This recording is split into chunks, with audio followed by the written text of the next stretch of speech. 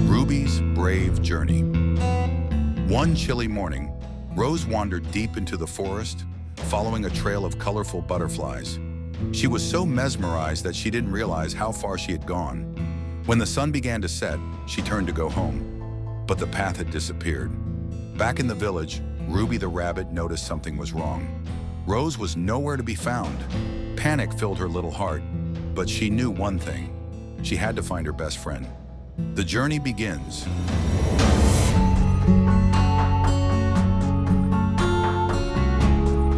Ruby hopped into the dark forest, her nose twitching as she sniffed for Rose's scent.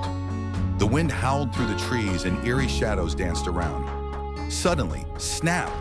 A twig broke behind her. She spun around, heart pounding. A pair of glowing eyes stared at her from the bushes. A wild fox. Ruby froze. The fox stepped closer, its sharp teeth gleaming in the moonlight. But before it could pounce, a hoot echoed through the trees. An owl swooped down, flapping its wings wildly. Startled, the fox ran away. Ruby sighed in relief.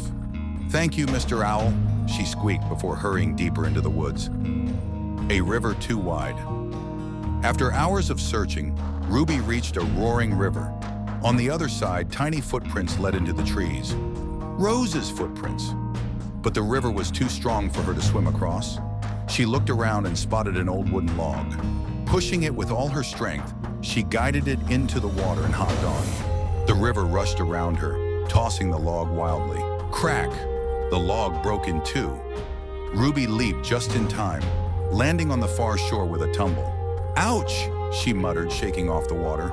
But she had no time to waste. Rose was close. The trapped friend. Following the footprints, Ruby finally found Rose sitting under a tree, hugging her knees. Her eyes were wide with fear. "Ruby!" she cried. But there was a problem. Thick vines had curled around Rose's legs, trapping her. Every time she tried to move, they tightened. Ruby thought quickly. She spotted a sharp rock and grabbed it with her little paws. With careful bites and scratches, she tore at the vines. Snap! The last vine broke, and Rose was free. Home at last, hand and paw, they hurried out of the forest.